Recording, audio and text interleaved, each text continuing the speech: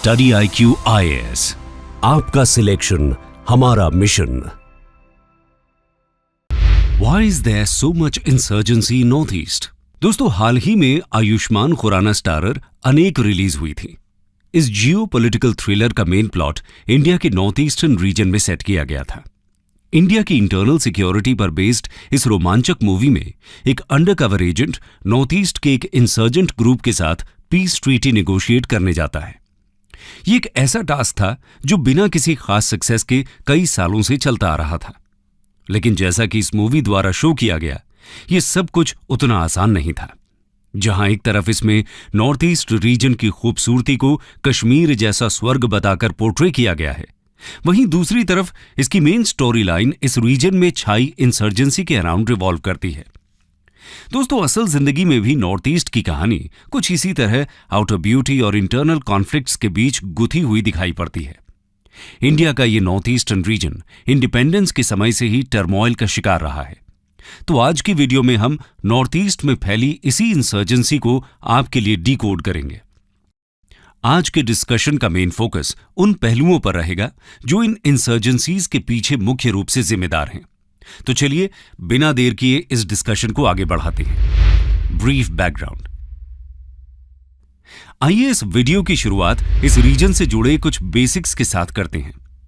दोस्तों, ये तो हम जानते ही हैं कि इंडिया के ईस्टर्न मोस्ट हिस्से में स्थित north eastern region Assam, Tripura, Meghalaya, Arunachal Pradesh, Nagaland, Manipur, Mizoram और सिक्किम से मिलकर बना है।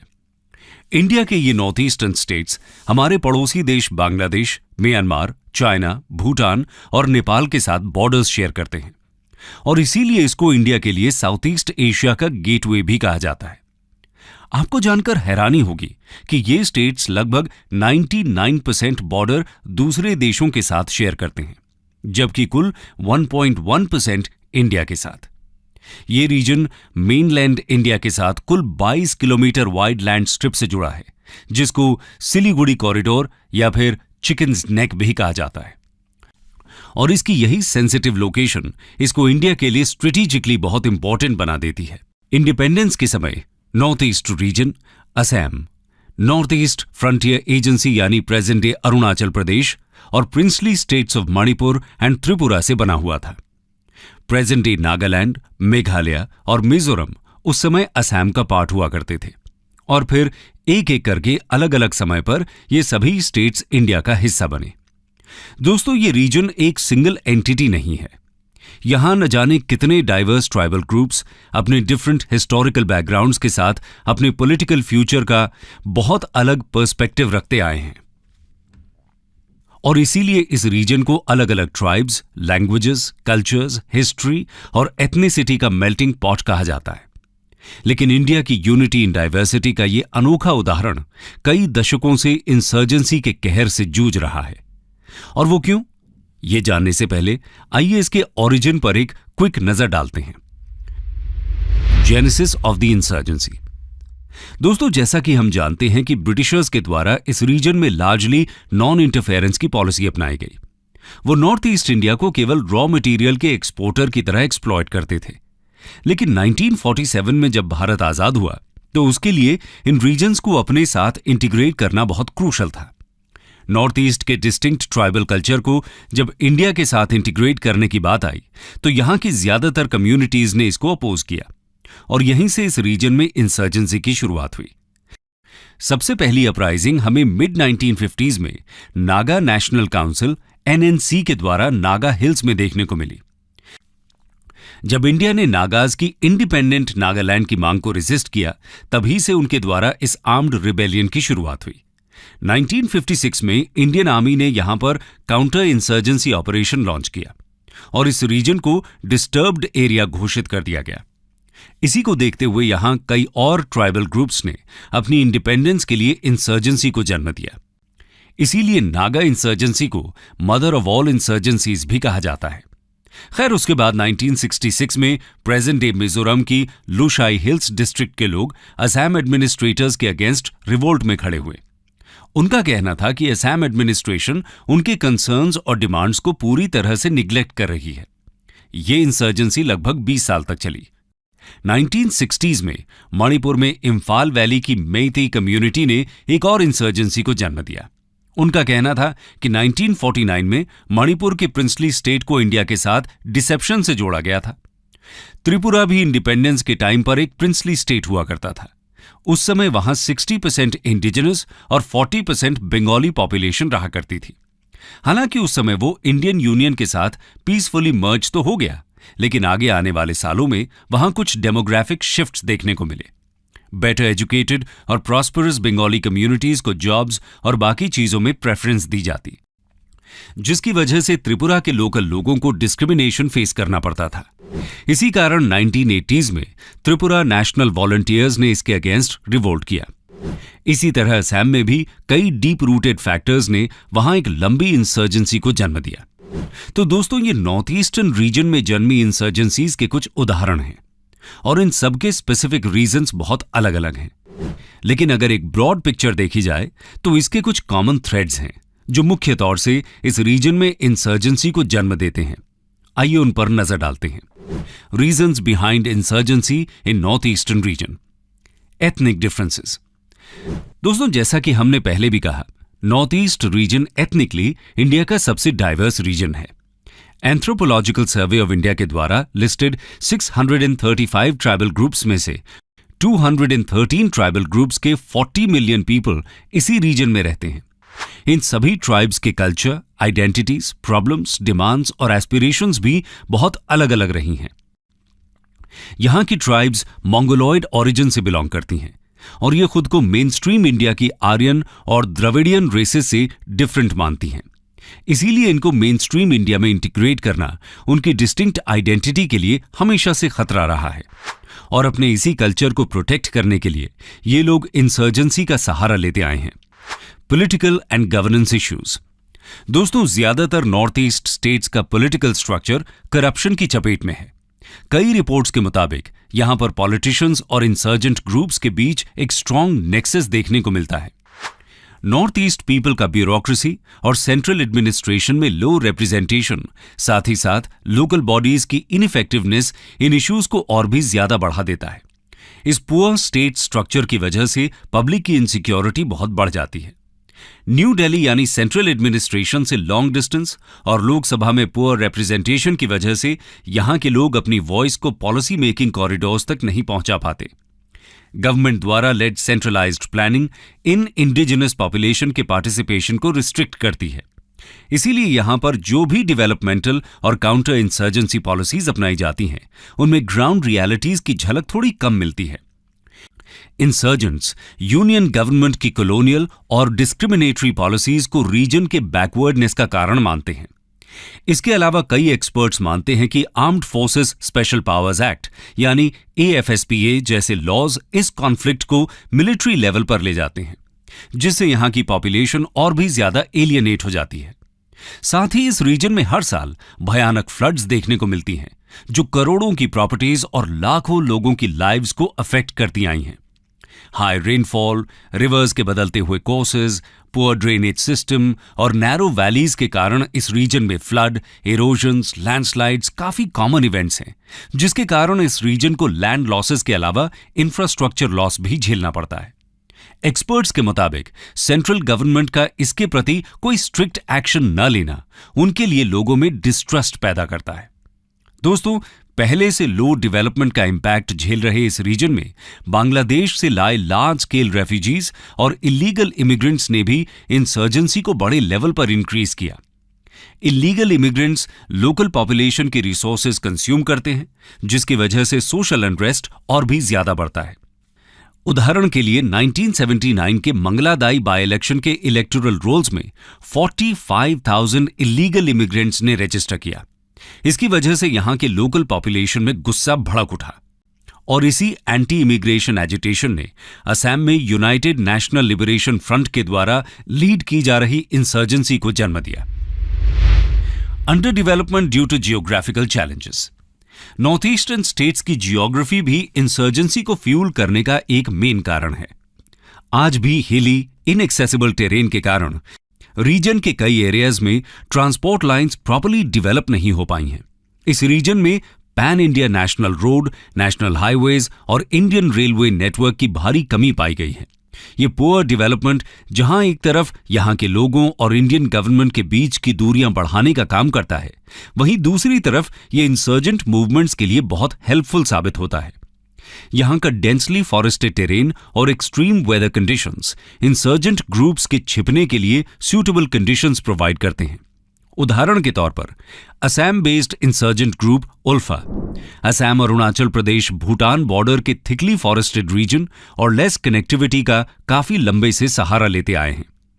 एक इंसर्जेंट ग्रुप अगर एक बार यहां सेटल हो गया तो फिर गवर्नमेंट को उसको डिटेक्ट और काउंटर करने में सालों साल लग जाते हैं। ऐसी जियोग्राफी में ये ग्रुप्स अपनी गोरिल्ला वॉरफेयर और हिट एंड रन की टैक्टिक्स भी अपना पाते हैं और सिक्योरिटी फोर्सेस के लिए ये एक बड़ा चैलेंज बन जाता है। इसके अलावा इस रीजन का 4500 kilometre long international border porous है, जिसकी वजह से यहां ऑपरेट कर रहे इंसर्जेंट्स भूटान, म्यांमार और बांग्लादेश में आसानी से आ जा पाते हैं और उन्होंने यहां पर सेफ हेवन्स एस्टैब्लिश किए हुए हैं। ये पोरस बॉर्डर्स इंसर्जेंट्स के साथ साथ इलीगल इमिग्रेशंस, ड्रग्स और आर्म्स के ट्रांसफर को भी बेहद आसान बना देते हैं। सो कॉल्ड गोल्डन ट्रायंगल का पास में होना यहां के यूथ को ड्रग एडिक्शन का शिकार बना देता है। पुअर लॉ एंड ऑर्डर के साथ साथ इन लोगों की प्रेजेंस को इंसर्जेंट ग्रुप्स अपने मकसद के लिए आसानी से इस्तेमाल कर पाते हैं। Sense of isolation, deprivation and exploitation. दोस्तों, पॉलिटिकल स्टेबिलिटी की कमी और इकोनॉमिक डेवलपमेंट का कुछ हिस्सों में सीमित होना भी इस रीजन की पुअर पॉपुलेशन के अपलिफ्टमेंट को अफेक्ट करता है। रिसोर्सेज की कमी होने के कारण इस रीजन को सेंट्रल गवर्नमेंट के फंड्स पर डिपेंड रहना पड़ता है। यहां पर ट्रेडिशनल एग्रीकल्चर के चलते लो प्रोडक्टिविटी देखने को मिलती है, जो नेशनल स्टैंडर्ड से बहुत कम है। इंडस्ट्रियल और सर्विस सेक्टर्स में इंडिजिनस लोगों का पुअर रिप्रेजेंटेशन देखने को मिलता है। इस कारण यहां पर अनएम्प्लॉयमेंट और पॉवर्टी रेट भी हाई देखने को मिलते हैं और इसी वजह से यहां का लोकल यूथ पैसे कमाने के लिए इंसर्जेंसी और एक्सट्रीमिस्ट एक्टिविटीज की तरफ ज्यादा अट्रैक्ट होता रहा है। दोस्तों, हमें इस बात को समझना होगा कि इकोनॉमिक डेवलपमेंट के लिए सिक्योरिटी का होना बहुत जरूरी है और क्योंकि इस रीजन की 96% बाउंड्री सेंसिटिव इंटरनेशनल बॉर्डर्स बनाती है, इस वजह से यहां पर प्राइवेट इन्वेस्टमेंट का भी क्रंच देखने को मिलता है। 1962 में हुए चाइनीज अग्रेशन के बाद इस रीजन में लार्ज स्केल प्राइवेट इन्वेस्टमेंट की कमी देखी गई, जिसने डेवलपमेंट को फर्दर हिंडर किया है। इसके अलावा जब डेवलपमेंट की ओर कदम उठाया जाता है, तब अक्सर यहां के ट्रेडिशनल सोशल स्ट्रक्चर और मॉडर्नाइजेशन के एफर्ट्स क्लैश करते हुए दिखाई पड़ते हैं। इन्हीं कारण से ये स्टेट्स दूसरे स्टेट से कंपैरेटिवली पीछे छूट गए हैं और अगर आप गौर करें तो यहां के कई इंसर्जेंट ग्रुप्स इसी डिस्क्रिमिनेशन की कंप्लेन करते हुए इंसर्जेंसी को बढ़ावा देते हैं। External support. दोस्तों, इसके अलावा नॉर्थ ईस्ट इंसर्जेंसी को बूस्ट करने के पीछे एक मेन फैक्टर इंटरनेशनल सपोर्ट भी रहा है। 1950s और अर्ली 1960s में नॉर्थ ईस्ट इंडिया में आर्म्ड इंसर्जेंसीज को ईस्ट पाकिस्तान ने वेपन्स और ट्रेनिंग देकर सपोर्ट किया। उदाहरण के लिए 1960s में पाकिस्तान का special services group east Pakistan में मौजूद अपने बेसेस में नागा गोरिल्लास को ट्रेन किया करता था, लेकिन बाद में इनको चाइना से भी सपोर्ट मिलना शुरू हुआ। ये सपोर्ट 50 सालों से जारी है और इन 50 सालों में इस एड के तौर तरीके कई फेजेस से गुजरे हैं। माओ जेडोंग के टाइम पर चाइना ने इन ग्रुप्स को लगभग 15 साल तक डायरेक्ट सपोर्ट किया और इसकी शुरुआत तब हुई जब नागा नेशनल काउंसिल ने चाइना के यूनान प्रोविंस में शरण ली। 1960s में दलाई लामा के इंडिया में अराइवल और इंडो चाइना वॉर के बाद जब इंडिया और चाइना के रिश्तों में खटास आई, तब चाइना ने नागाज और बाकी नॉर्थ ईस्ट रेबल्स का खुलकर स्वागत किया। लेकिन डेंग जाओपिंग के दौर में चाइना ये इंटरवेंशन छोड़कर अपनी इकोनॉमिक कंडीशंस को सुधारने में लग गया। 2007 में एनएसए अजीत डोवाल ने भी ये कहा था कि 1980s में इन रेबल्स की ट्रेनिंग और वेपन्स के सप्लाई में सिग्निफिकेंट रिडक्शन हुआ था। चाइना ने ओपनली तो इन ग्रुप्स को सपोर्ट करना बंद कर दिया है, लेकिन उन्हें आर्म्स का एक्सेस चाइना के सो कॉल्ड ग्रे मार्केट से मिलता है। 2013 में सिपरी की China's exports of small arms and light weapons report ने बताया कि साउथ ईस्ट एशिया के कई गन मर्चेंट्स और ब्लैक हाउस जैसी एजेंसीज जिनमें चाइनीज मिलिट्री के रिटायर्ड मेंबर्स थे, वो इन स्मॉल आर्म्स को रेबल्स को बेचा करते थे। ये स्मॉल आर्म्स सिर्फ इंडियन नॉर्थ ईस्ट इंसर्जेंट्स ही नहीं, बल्कि नेपाल के माओइस्ट्स और अफगानिस्तान के तालिबानी भी खरीदते थे।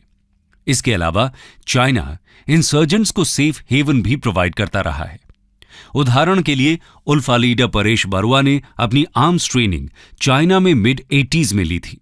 बरुआ, जो पहले बांग्लादेश से ऑपरेट करता था, वो अब यूनान और म्यांमार के जंगल्स के बीच मूवमेंट्स करता रहता है। और जाहिर है कि ये सब चाइनीज सपोर्ट के बिना पॉसिबल नहीं हो सकता। तो चाइना इंडिया के खिलाफ इन इंसर्जेंट्स को बार्गेनिंग चिप की तरह यूज करना चाहता है, और इसीलिए वो ना तो इनके साथ अपने कॉन्टैक्ट्स पूरी तरह से खत्म करता है और ना ही उन्हें खुलकर सपोर्ट करता है। ऊपर से आज म्यांमार में एक प्रो चाइना मिलिट्री रूल और बांग्लादेश और नेपाल में चाइना का बढ़ता इन्फ्लुएंस इस रिस्क को फिर से बढ़ा रहे हैं। ऐसे में इंडिया को एक्टिवली नॉर्थ ईस्ट में अपने बॉर्डर इंफ्रास्ट्रक्चर्स और इंटेलिजेंस नेटवर्क्स को इंप्रूव कर इंसर्जेंट ग्रुप्स को कंट्रोल करने की लड़ाई जारी रखनी होगी। तो दोस्तों, हिस्टोरिकली इन सभी फैक्टर्स का कॉम्बिनेशन इस रीजन में इतने दशकों से इंसर्जेंसी को सस्टेन करता आया है। लेकिन पिछले 2 दशकों में गवर्नमेंट ने इस इश्यू से डील करने के लिए कई प्रोएक्टिव स्टेप्स लिए हैं, जिन्होंने यहां पॉजिटिव इंप्रूवमेंट्स भी शो किए हैं। उदाहरण के लिए, एक समय पर इस रीजन में 120 मिलिटेंट ग्रुप्स ऑपरेट किया करते थे, लेकिन पिछले कुछ सालों में गवर्नमेंट के मिलिट्री ऑपरेशंस और नेगोशिएशंस की बदौलत इस नंबर को 40 तक रिड्यूस कर दिया गया है, जिसमें से मणिपुर में यह संख्या सबसे ज्यादा है और सिक्किम और मिजोरम में लगभग ना के बराबर। मिनिस्ट्री ऑफ होम अफेयर्स की एक रीसेंट रिपोर्ट के मुताबिक इस रीजन की सिक्योरिटी सिचुएशन 2014 के बाद काफी हद तक इंप्रूव हुई है। 2014 के कंपैरिजन में 2020 में इस रीजन के इंसर्जेंसी इंसिडेंट्स 80% तक रिड्यूस हुए हैं।